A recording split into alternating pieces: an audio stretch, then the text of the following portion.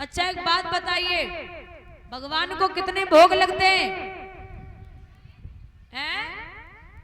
56। और एक दिन में 4 पैर होते, मतलब दिन और रात में 8 पैर होते हैं। एक दिन और रात में 24 घंटे में 8 पैर। तो प्रभु को 56 भोग लगते हैं। और गोवर्धन पर्वत को भगवान ने 7 दिन तक उंगली पर रखा। एक दिन में 8 पैर हुए तो प्रभु को एक पैर में एक बार भोजन दिया जाता था।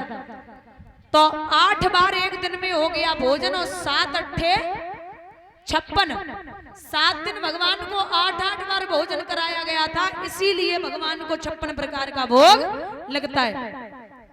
महाराज इतनी वर्षा हुई लेकिन ब्रज पे एक भी बूंद नहीं आई।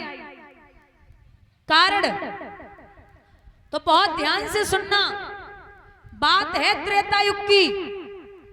त्रेता युग में जब मैया सीता रावण के यहां से आई तो प्रभु राम से कहा कि प्रभु बाँ में जैसे रही वैसे रही, लेकिन अब हमारा बड़ा दिल कर रहा है कि आप किसी संत या ब्राह्मण को लेके आए जिसे हम भोजन करा सकें। ठीक है। अब मैया सीता के यहां संत और ब्राह्मण जा रहे।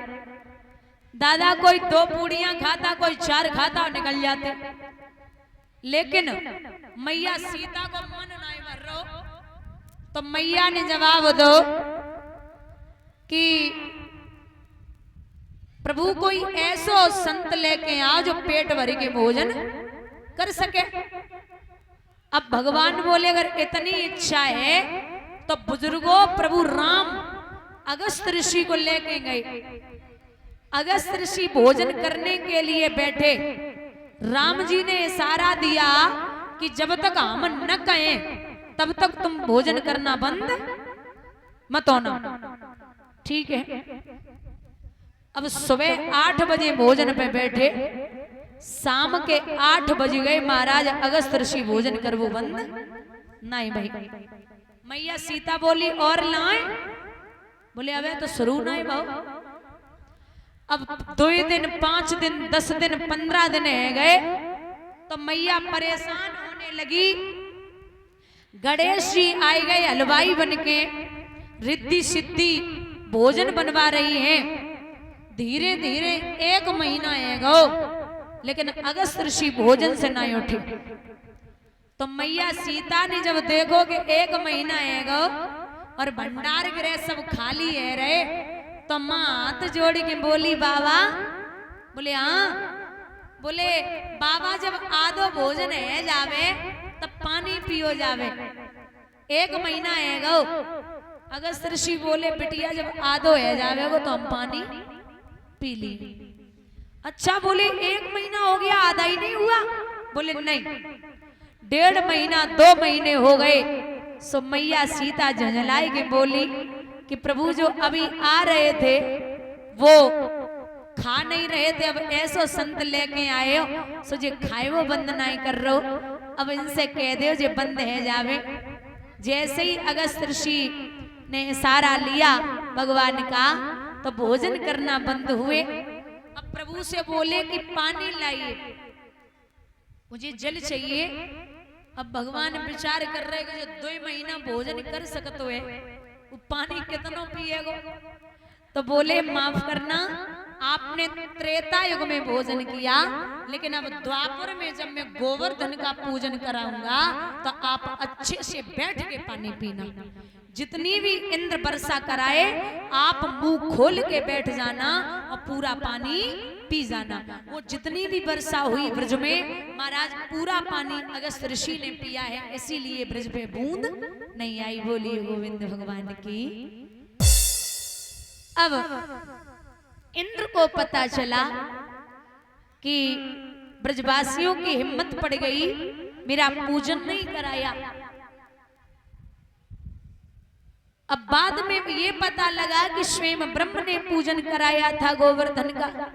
तो जाकर के पहुंचे, प्रभु के चरणों पे गिर पड़े, माफ करना मैं आपको नहीं समझ पाया। 49 पवनों को इशारा दिया, बस बहुत हो गया, आप शांत हो जाओ। सब पवन शांत हुए, वर्षा बंद हुई। वहां से प्रभु ने पर्वत रखा, सभी ब्रजवासियों को लेकर के मेरे माधव पुनः अपने धाम के लिए आए हैं। इधर प्रसंग उठता है कि राधा का और भगवान का भेंटा कब, कैसे और कहां पर हुआ। लेकिन बुजुर्गों एक बात और बता दें कि भागवत में राधा का नाम नहीं आया, भागवत में राधा का नाम नहीं आया, क्योंकि राधा श्री सुखदेव भगवान की इष्ट थी। जब ये रा कहते थे तो समाधि खिंचने लगती थी, और जब ये धा कहते थे तो समाधि लग जाती, इसलिए राधा शब्द को भागवत से हटा दिया। फिर परीक्षित को कथा कौन श्रवण कराता, लेकिन यदुवंश दर्पण का प्रमाण है कि राधा भगवान कन्हैया से 11 महीना 15 दिन बड़ी थी। जब तक कृष्ण ने ब्रज में अवतार नहीं लिया था, तब तक राधा जी ने अपने नेत्र नहीं खोले थे।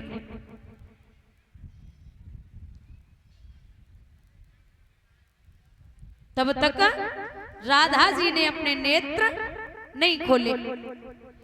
आप यहाँ इतने लोग बैठे हो, प्रभु की पटरानी रुक्मिणी जी सम्मानते सबसे बड़ी थी, लेकिन कभी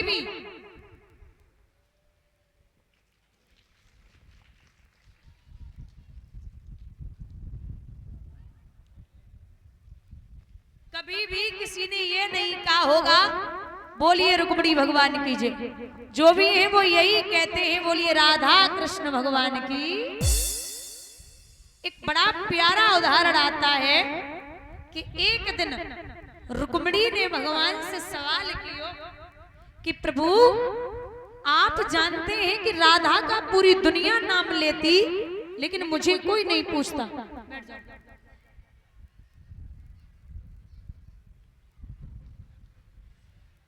मुझे कोई नहीं पूछता। तो बोले आप स्वयं मिल लो कि राधा में ऐसी कौन सी चीज है। अब रुक्मिणी सज धज करके राधा से मिलने के लिए चली, तो राधा के जब कक्ष की तरफ गई, राधा पीले वस्त्रों में बैठी है। रुक्मिणी की निगाह गई, राधा बड़ी सुंदर है, लेकिन संतों जब अच्छे से देखा तो राधा के पूरे शरीर में छाले पड़े हुए हैं। रुक्मिणी से रहा नहीं गया, पूछ लिया बहना तू दिखने में बहुत सुंदर है, लेकिन तेरे पूरे शरीर में छाले क्यों हैं? तो आंखों में आंसू लेके राधा जवाब देती, अरियो गुइया कल तूने मेरे कृष्ण को गर्म दूध दे दिया, कल तूने मेरे कान्हा को गर्म दूध दे दिया, और दूध पीने से उनके हृदय में छाले पड़ गए। मैं उनके हृदय में निवास करती हूँ, इसलिए मेरे पूरे शरीर में छाले पड़ गए। ये होता है प्रेम और ये होती है भक्ति। प्रेमी वो है जो एक को तकलीफ हो जाए तो दूसरा अपने आप दर्द में कराहने लगे। ये राधा की भक्ति थी। एक दिन राधा भगवान को ढूंढती हुई चली, आगे जाए कि राधा की और कृष्ण की भेंट भई। तो जब भेंट हुई है,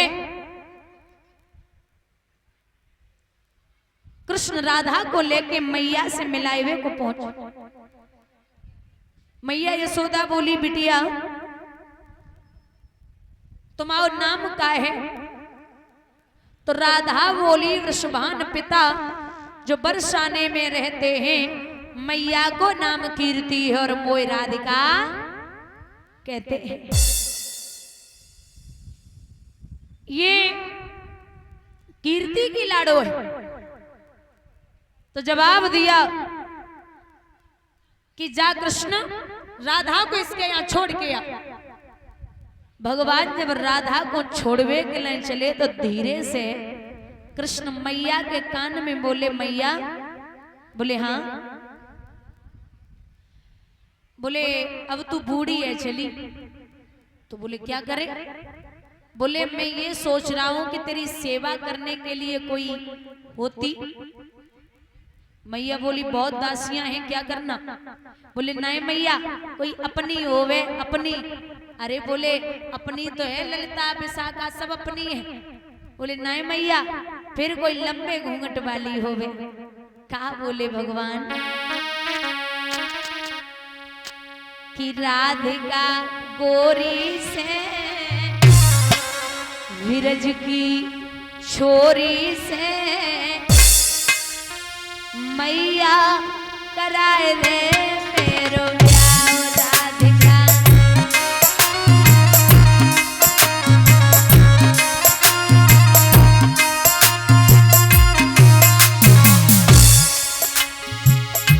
तो माँ बोली नजर तेरी खोटी है, उम्र तेरी छोटी है। नजर तेरी खोटी है, उम्र तेरी छोटी है।